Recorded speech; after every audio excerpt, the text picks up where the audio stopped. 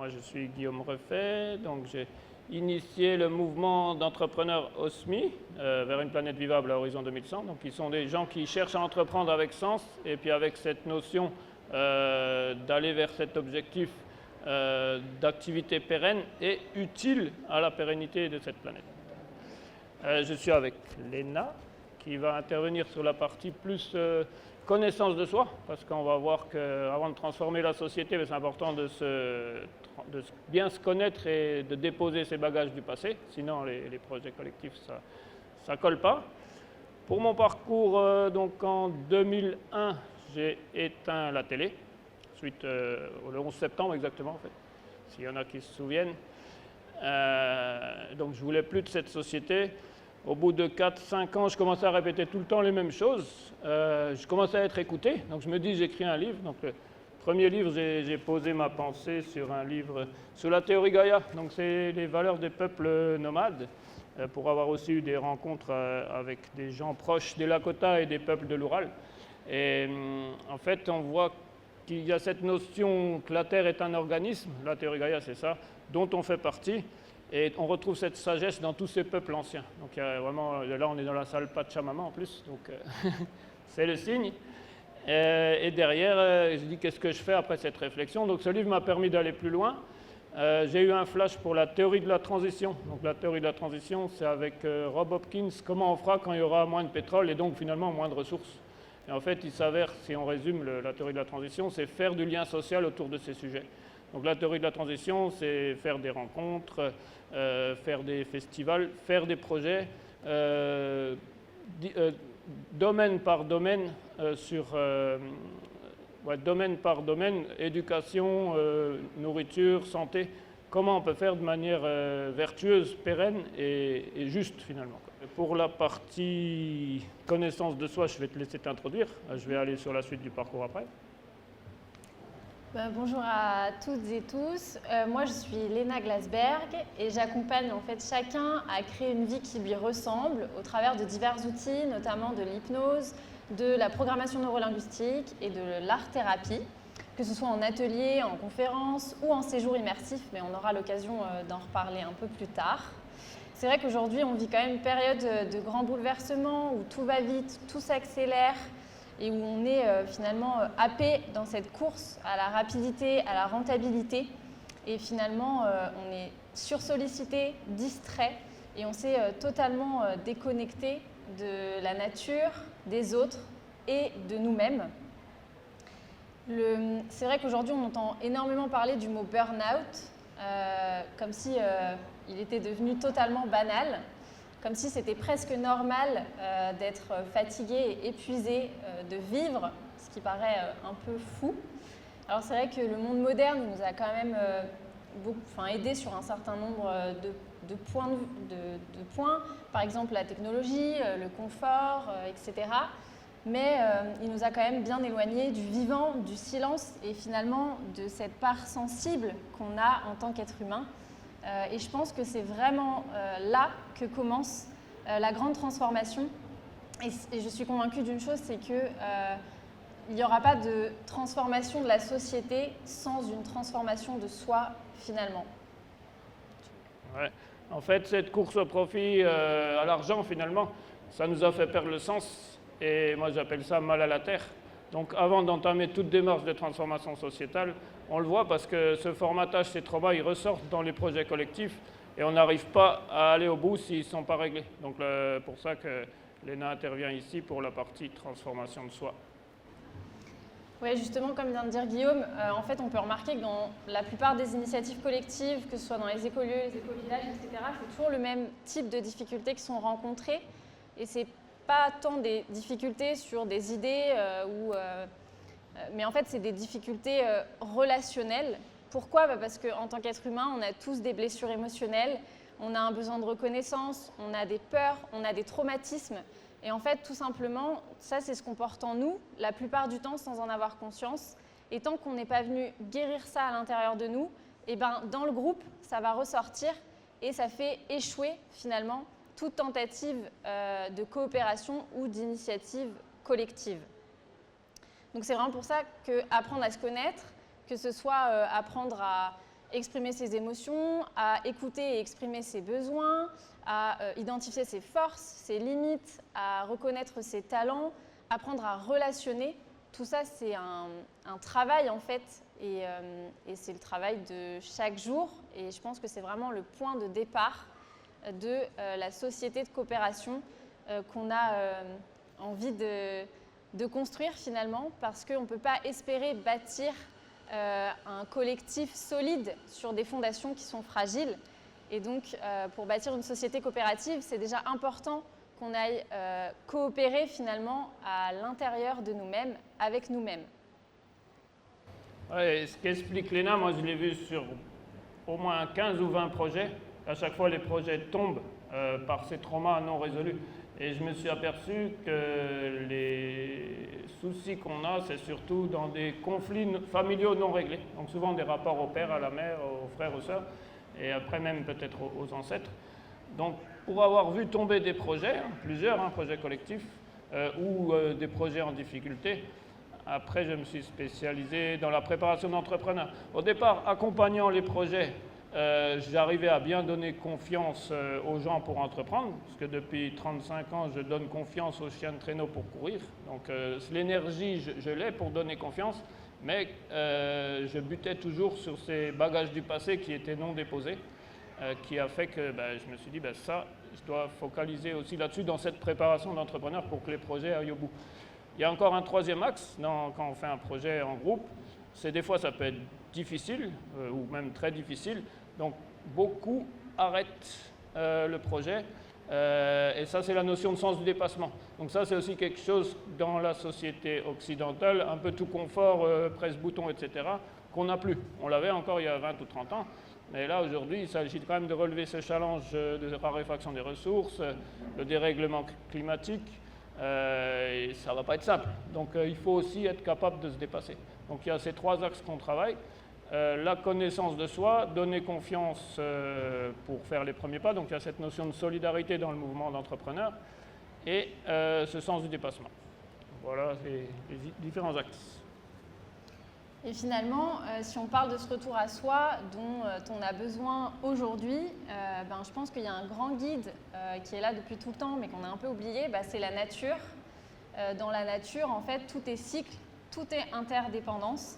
Ça, c'est quelque chose qu'on a un peu oublié en tant qu'être humain, mais en fait, on fait partie d'un grand tout, d'une grande matrice vivante. Et finalement, chaque être humain et chaque être vivant est une pièce unique du grand puzzle qu'est la vie. Donc, la nature, aujourd'hui, on est plutôt en train de la saccager que de l'écouter. Mais voilà, je pense qu'aujourd'hui, ça devient une nécessité vitale de se rapprocher de la nature si on veut pouvoir bâtir une société coopérative et plus respectueuse du vivant. Après, les animaux aussi peuvent être des guides précieux, notamment les animaux de groupe comme le loup. Le loup, c'est un animal qui vit en meute. Et en fait, le loup, ce qui nous apprend, c'est le juste équilibre entre l'autonomie et la coopération. Parce que la survie du groupe dans une meute de loups dépend justement de cet équilibre entre l'individu et le groupe.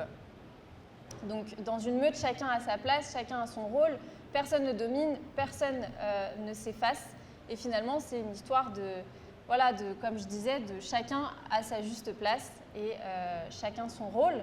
Et donc ça, c'est quelque chose aussi qu'on peut réapprendre de ces animaux, ou en tout cas, ils peuvent nous inspirer pour bâtir cette société qu'on a envie de construire.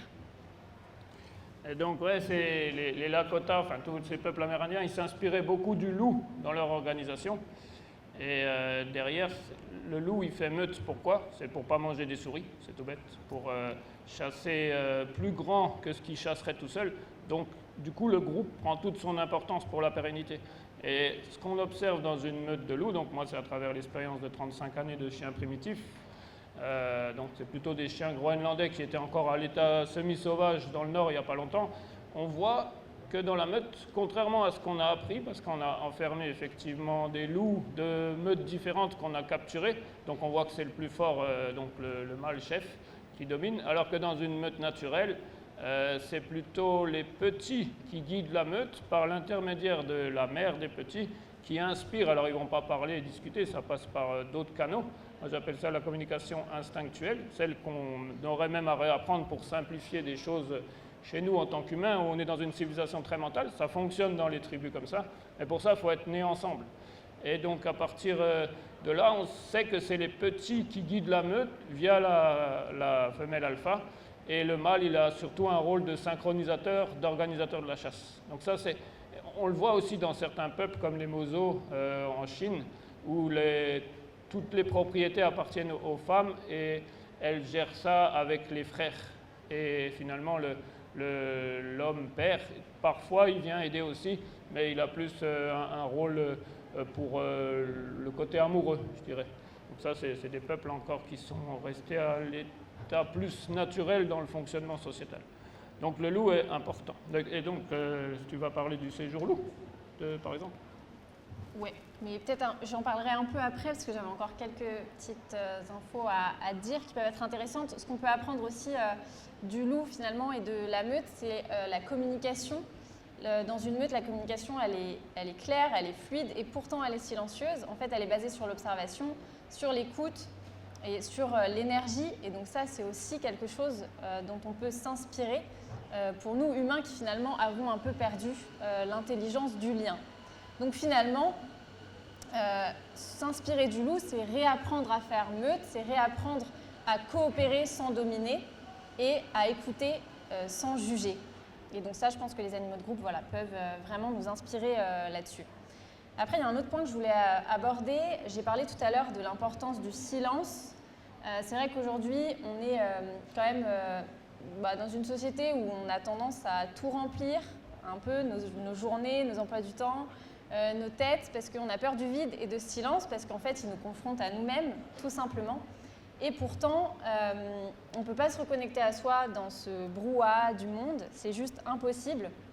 Et donc, on a besoin de cet espace de silence, en fait, pour revenir à l'intérieur de nous-mêmes, que ce soit écouter nos émotions, nos intuitions, etc., etc. Et en fait, si on prend conscience que ce silence, c'est un cadeau qu'on s'offre, c'est aussi un point important. Et encore une fois, la nature nous permet d'aller chercher la puissance de ce silence. Ouais, la nature, c'est l'authenticité et le non-jugement, chose qu'on n'a pas dans les grandes villes où il y a le masque social, ce qu'on appelle le masque social.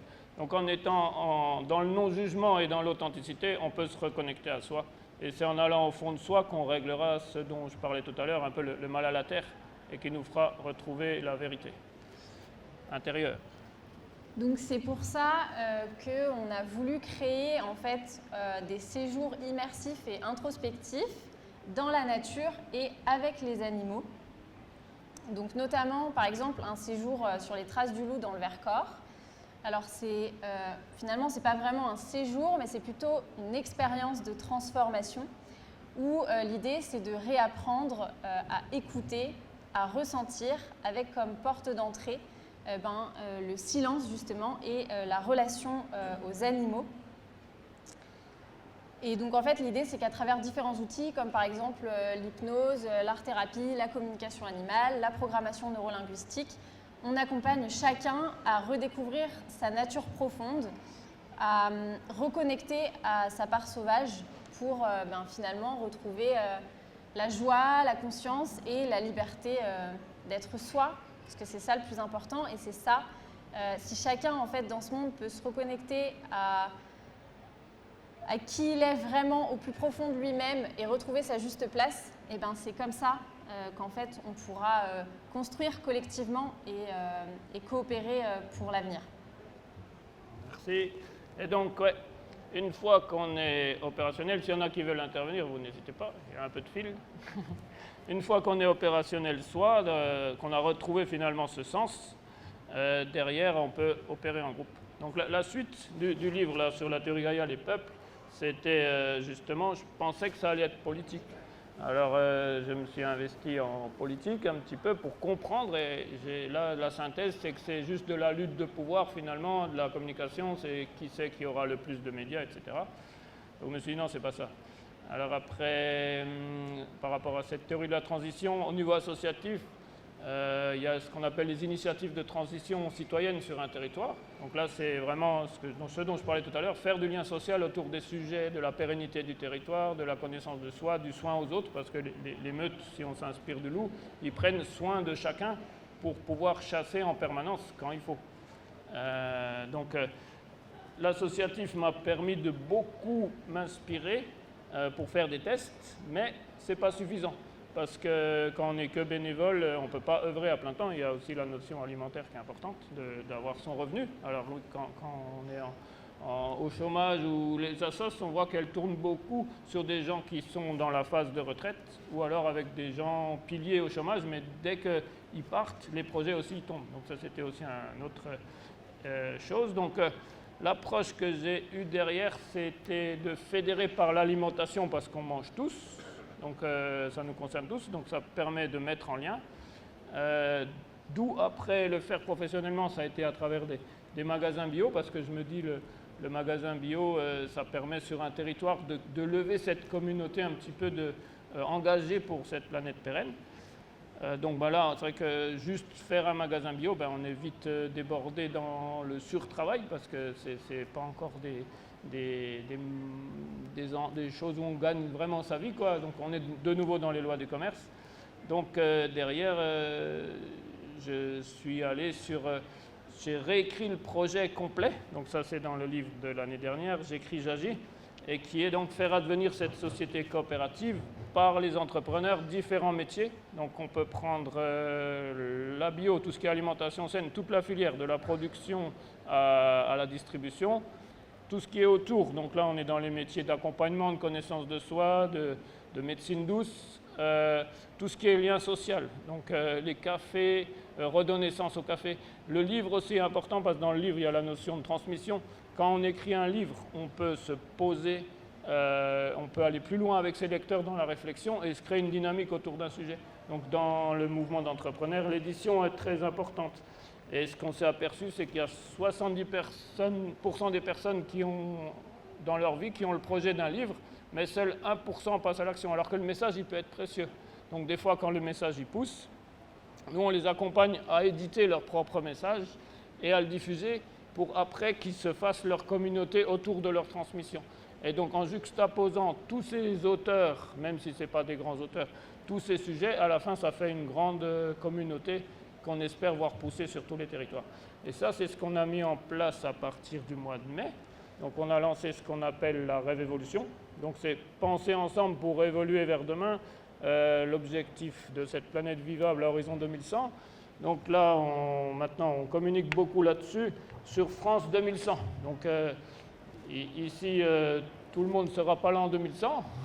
C'est le challenge. Donc, mais c'est cette notion de prendre soin, d'aller sur l'alimentation pour derrière bien œuvrer. Donc, connaissance de soi dans un corps sain, parce qu'à partir de là, on voit, selon les régimes qu'on a, on est plus posé, c'est plus harmonieux.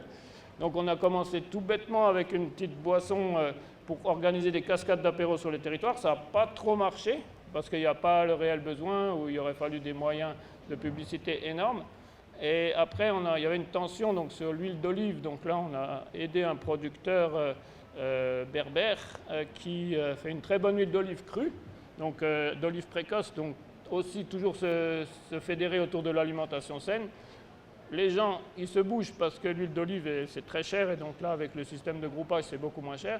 On crée un apéro livraison et là, on arrive avec tous les sujets de livre et ça crée une communauté sur un territoire. Et là, on peut impulser rapidement une initiative de transition. Et notre objectif, c'est d'impulser des communautés de résilience comme ça sur tous les territoires au maximum pour qu'il y ait une communauté nationale qui se lève vers cet objectif de planète vivable à horizon 2100. Donc, moi, ce que j'essaye de faire aussi, c'est de trouver un modèle économique pour que les personnes puissent faire ce métier à plein temps. Donc fédérer sur un territoire, faire émerger une communauté de projets. Si on regarde, c'est ce que devrait faire noblement le politique, accompagner un territoire et les projets dessus, alors qu'on est plus sur une logique court-termiste à 5 ans, à 3 ans, et surtout se faire élire. Donc là, on arrive maintenant dans une séquence électorale. Donc là, pareil, j'ai reposé par écrit, donc ça c'est un livre qui va sortir au mois de novembre, c'est comment fonctionne la nature et comment on pourrait le traduire en démocratie. Donc il s'agit que l'élu, c'est le compétent de l'instant. Dans la nature, quelqu'un d'incompétent, il n'est pas écouté, puisqu'il est incompétent, il n'y a pas besoin de voter. Tandis que nous, dans notre civilisation, on vote et pendant 5 ans, on n'a plus rien mot à dire finalement. Et le dialogue permanent. Donc après, ça peut se faire mettre en place avec ce qu'on appelle la démocratie liquide, par exemple, mais tout ce qui est démocratie réelle, donc c'est à nous d'inventer les systèmes. Donc on a mis France 2100 parce que pour pas qu'il y ait de pression actuelle, on se projette à 2100, comme ça les gens ils disent cause toujours, mais en attendant l'idée germe, les gens inventent et on espère que ça fait quelque chose. Donc ouais, nous notre objectif c'est vraiment de faire émerger ces communautés de résilience sur tous les territoires. Il y a 2 jours j'étais par exemple dans le Morvan, on a organisé un apéro livraison comme ça. Et donc là, les gens ils vont se déployer sur le territoire, ils vont aller vers les magasins bio, vers les librairies indépendantes pour créer une communauté qui s'engage et qui se coordonne sur un territoire pour qu'il y ait les structures qui existent, l'autonomie alimentaire, manger sain à un prix plus bas. Et à partir de là, on pourra faire émerger des projets d'écoles, tout ce qui, les thérapeutes, tous les thérapeutes qu'il faut, la connaissance de soi, pour que le territoire il avance en lien avec les communes. Donc là, il y a effectivement les élections qui arrivent. Donc on peut faire soit du lobbying, soit participer aux listes. Ça, c'est pour la partie démocratique. Et derrière, pourvu que les projets ils existent et que ce soit des projets pérennes, que les entrepreneurs ils œuvrent dans ce sens. Il y a un axe aussi qui est sur la transformation des entreprises. Donc là, on est sur la perma-entreprise, la notion de perma-entreprise. Donc ça, la perma-entreprise, c'est quelque chose qui est basé sur 3 piliers. Le profit, parce que si l'entreprise n'existe pas et financièrement, elle meurt, c'est plus une entreprise. L'humain, donc l'épanouissement des gens sur le long terme, leur bien-être, parce qu'ils sont plus efficients. Donc on s'aperçoit qu'investir sur l'humain, c'est aussi lié au profit. Et la pérennité du territoire avec l'écologie, l'empreinte qu'a l'entreprise dessus. Donc, si on gère comme ça un peu une triple comptabilité, on peut arriver à des structures à terme qui sont pérennes et qui régénèrent. Parce qu'aujourd'hui, au niveau, si on prend juste l'agriculture, non seulement on met les engrais chimiques, donc on tue le vivant, mais en plus on broie la terre. Donc à un moment, avec la pluie, dans 30, 40, 50, 60 ans, il y aura de plus en plus de désert. Et ça, c'est ce qu'on voit.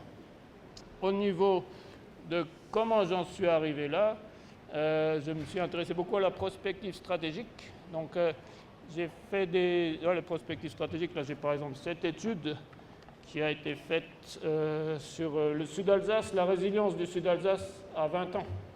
Et donc là, dedans, on démontre que l'effondrement finalement de la civilisation thermo-industrielle couve, que les citoyens ont les solutions. Il y a une thèse qui a été faite là-dessus. C'est pas moi qui l'ai faite, c'est Adrien Biassin. Donc c'est la première thèse en collapsologie finalement qui a été faite en France. Et que les citoyens ont les solutions, mais qu'on est dans une impasse parce que le gouvernement est plus en lien justement avec les grandes entreprises et la partie économique. Donc c'est masqué. Donc ça couvre, on a les solutions, mais ce n'est pas diffusé. Donc tout le projet de Rêve Évolution avec le mouvement d'entrepreneurs, c'est de communiquer ces solutions pour amortir l'effondrement et du coup pour aller sur une agriculture un peu régénérative. Donc les études de prospective, on en a fait sur la résilience des territoires à 20 ans, sur la bio à 10 ans, donc comme c'est l'alimentation qui est quand même vertueuse, c'est important. Sur l'écotourisme à 15 ans, parce que là on peut faire de la pédagogie avec les gens qui sont un petit peu en vacances, parce qu'on n'a pas accès, tant qu'il n'y a pas de notion politique, au programme scolaire. Donc après, il y a d'autres moyens pour y arriver. Sur le lien social à 10 ans, il faudrait faire la finance encore, parce que mettre en place des infrastructures comme ça à haute échelle, ce n'est pas évident. Donc là, on est en train de travailler sur une monnaie spécifique qui financerait l'immobilier de ces infrastructures. Et il y avait encore quoi? On voudrait aussi faire, on est en contact beaucoup avec l'Afrique, parce qu'au niveau mondial, beaucoup de choses se jouent en Afrique, et aussi sur la paix du triangle euro-méditerranéen. Là, c'est de la géopolitique un petit peu. Parce qu'à un moment, l'Afrique, les déserts, ils vont avancer encore plus vite. Aujourd'hui, elle est très fertile, mais on pompe quand même beaucoup de ressources là-bas. Ce n'est pas pour rien que les Chinois investissent beaucoup en Afrique. Donc, l'Afrique est très stratégique au niveau mondial. Et on fera aussi une étude de prospective en lien avec des ultra-militants écologistes, notamment en Côte d'Ivoire, au Togo, sur l'habitabilité de l'Afrique à 20 ans. Parce que eux, c'est plus fort que eux, ils le sentent, hein, ils sont connectés, je pense. Il y en a un, il ramasse tout le plastique de Côte d'Ivoire, il en fait des briques pour la dépolluer, et l'autre, il plante des milliers d'arbres chaque année. Donc pour moi, c'est des exemples à mettre en avant. Ils veulent se saisir de la politique de leur pays. Donc en faisant une étude de prospective de ce type, ils auront un outil diplomatique avec l'Europe, mais aussi un outil pour convaincre chez eux, parce qu'après, ce sera trop tard. Et l'Afrique, c'est quand même beaucoup de monde. Pour ça que je parlais de l'Euro-Méditerranée avant.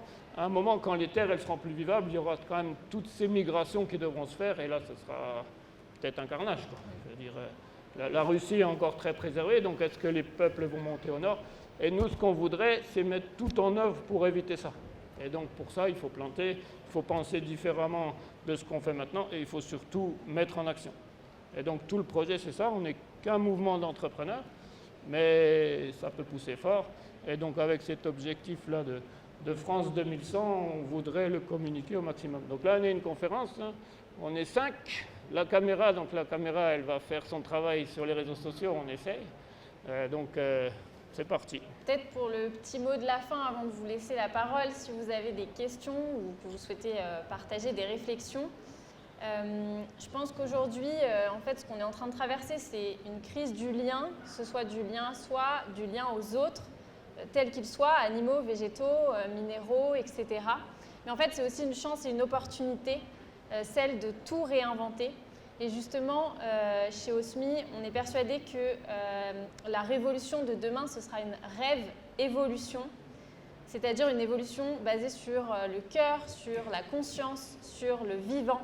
Et ce n'est pas du tout une utopie, mais en fait, c'est simplement l'idée que chacun, à sa manière, à sa façon, avec qui il est, peut déjà faire beaucoup.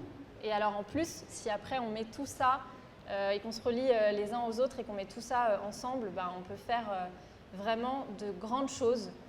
Donc voilà, ça commence d'abord en chacun de nous, que ce soit par nos gestes, par nos paroles, par nos actions et finalement par la façon dont on choisit d'habiter le monde à chaque instant. Et puis on aimerait préparer un grand rendez-vous en janvier ou février 2027. Donc ce sera dans un parc expo, soit à Colmar, donc en Alsace, c'est pas trop loin, soit à Lyon, et à l'attention des jeunes. Parce que les plus jeunes, c'est eux qui seront là encore en 2100, peut-être pas ceux de maintenant, mais ceux d'après. Et on s'aperçoit que les gens qui se saisissent de cette rêve-évolution, on est plus sur de l'ancien. Moi-même, je suis souvent un des plus jeunes dans les rencontres-là, donc on s'est dit il faut faire quelque chose. Donc c'est relier les générations à travers un grand festival, donc où on fera venir des artistes qui parlent aux jeunes. Et donc ça sera en janvier ou février 2027. Donc j'aimerais donner rendez-vous aux gens qui regarderont cette vidéo là. Et donc toutes les informations, vous les avez sur le site osmi.buzz. Et donc il y a à peu près 600 groupes WhatsApp maintenant sur des projets. C'est à chaque fois des micro-groupes. Sur des projets, sur de l'événementiel, sur les secteurs, sur les groupages d'huile d'olive. Donc ça, on appelait ça la rêve-évolution par l'alimentation saine. Et donc les gens se mettent en lien au fur et à mesure. Vous avez des questions? Depuis le début, j'ai repris le programme et vous mentionnez en 2100. Vous l'avez évoqué vous-même que ça se trouve, il n'y aura plus grand monde de nous qui seront là. Et quelque part, ça m'a interpellé en me disant oui, mais c'est trop loin, je ne serai plus là. Moi, je vois plutôt ça dans une action dès maintenant. Je rejoins un peu plus ce que vous disiez, vous, Léna, c'est ça. Je trouve que ça me paraît trop loin. Ouais, je crois que c'est bien de recentrer vers une date qui me correspond encore. Ouais. C'est une très très bonne remarque, je dirais, c'est même pas une question. Et effectivement, 2100, on le met pour faire tomber tous les clivages. Et en fait, on part de 2100 pour faire tomber les clivages et après on passe à aujourd'hui. Et aujourd'hui, qu'est-ce qu'on fait? Moi, mon quotidien, c'est de mettre les gens en lien avec cette huile de la Rêve Évolution parce qu'elle est bonne et donc ils en parlent, donc ça fait des réseaux. C'est organiser ces bibliothèques, engager avec le partenariat avec une maison d'édition sur le développement personnel, la connaissance de soi et les initiatives citoyennes.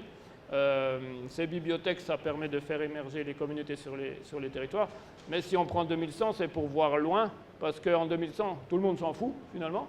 Et au moins, ça permet des questions comme ça. Et du coup, on peut ramener le débat à qu'est-ce qu'on fait demain. Et donc, c'est pour ça les prospectives à 20 ans, 15 ans, 10 ans ou 5 ans, parce qu'on fait les cartes des futurs des projets à 5 ans, ça donne juste des repères pour savoir où on veut aller et pas se perdre.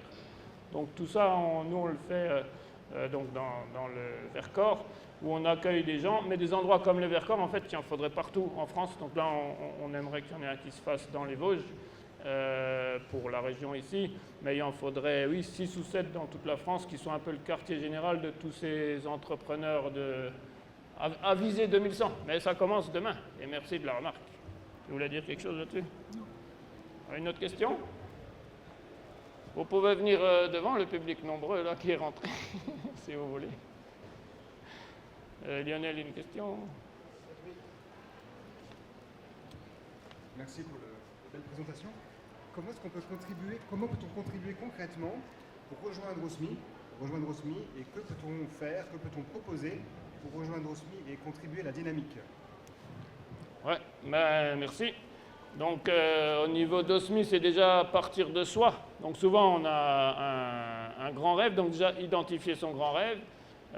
Souvent les gens qui viennent vers nous, c'est des personnes en recherche de sens, d'où ces cartes des futurs, d'où ces séjours d'introspection pour se connaître soi. Et on a tous un grand rêve. Après, on l'a peut-être perdu. Si on prend les tribus Lakota ou autres, eux, il n'y a pas d'adolescence. À 12 ans ou à 13 ans, enfin dans ces âges-là, ils vont sur la montagne et ils ne redescendent pas tant qu'ils n'ont pas trouvé leur sens à eux. Donc là, après, il y a les histoires de quête de vision. Donc ça, c'est les modes dans ces cultures-là. Mais nous, on ne se pose pas la question. On a l'enseignement traditionnel à l'école, je veux dire pendant 10, 15, 20 ans. Et derrière, on ne se pose pas la question de comment moi, je peux être utile de manière sur mesure pour le groupe, la société et la planète. Et ça, c'est ce qu'on a perdu. Donc à un moment, il y a cette crise qui se fait. Des fois, on dit la crise de la quarantaine, mais ça peut se faire. Moi, je l'ai fait à 30 ans. Ça peut se faire plus tard. Là dans le Morvan, il y avait Nicole. Elle a 75 ans. Elle fait sa crise maintenant, sa crise de sens. Et donc, du coup, elle revit finalement. Donc, c'est vraiment être dans cette démarche de sens, et puis se poser la question soi.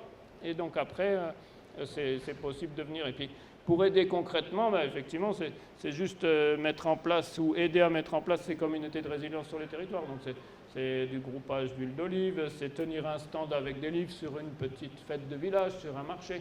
Ça peut être sous statut associatif. Ça peut être œuvrer au quotidien. Donc là, on imagine l'entreprise des compétences de la personne, qu'elle ait un modèle économique viable qui lui permette de vivre. Donc ça, c'est notre métier, d'accompagner à ça. Après, ce n'est pas donné à tous parce que la loi économique est quand même difficile. Mais après, en se positionnant bien dans de l'accueil, dans du lien social, dans de l'événementiel, dans de la librairie, enfin, il y a plein de métiers, quoi. Moi, je dis toujours, il y a du boulot pour 300 ou 400 personnes, mais c'est certainement peut-être 3 ou 4 millions si on s'y met tous. Parce que, quelque part, la planète vivable à horizon 2100, si on parle en termes occidentaux ou marketing, c'est le plus gros marché qui existe parce que c'est le plus gros besoin qu'on a, logiquement. Et aujourd'hui, on ne fait pas grand-chose, on est à plus à pomper les dernières ressources pour faire de l'argent au maximum. Mais quand il n'y aura plus de ressources, on ne pourra plus faire de l'argent comme ça. Et si on base tout sur l'argent encore maintenant, il s'est à créer une économie dans ce sens-là. Et peut-être à un moment, peut-être même s'affranchir de l'économie, parce que finalement, à quoi bon construire tous ces bâtiments? À quoi bon être le plus possible? Si aujourd'hui, on a été encouragé à être plus, c'était aussi parce que c'était un système basé sur la croissance. Et pour peut-être cotiser pour les retraites, qu'il y ait des jeunes qui travaillent pour les anciens, etc. Mais c'est toujours plus, à un moment, la planète, elle est trop petite. Et après, je ne vais pas aller dans d'autres solutions. Voilà, en tout cas, vous êtes bienvenus sur les salons, donc ici à Strasbourg. On a un stand. La semaine prochaine, on sera à Marjolaine. Donc ça, Marjolaine, c'est à Paris, le salon de la bio. On est sur les salons médecine douce. Et au fur et à mesure qu'on a ce qu'on appelle les tisseurs de liens qui se mettent sur les territoires en place, eh bien, il y aura d'autres événements où on pourra être. Nous, on fait à peu près 30-40 salons. On est 3 ou 4 pour l'instant à faire les salons. Et puis après, il y en a qui montent des endroits d'accueil, donc comme dans le Vercors ici. Donc c'est un domaine de 17 hectares avec 5 chalets. On essaye que le tarif soit accessible pour qu'il n'y ait pas de limitation et que ce ne soit pas élitiste et où les gens ils peuvent venir goûter à la nature et après s'inspirer pour leur territoire. Merci à tous. Merci.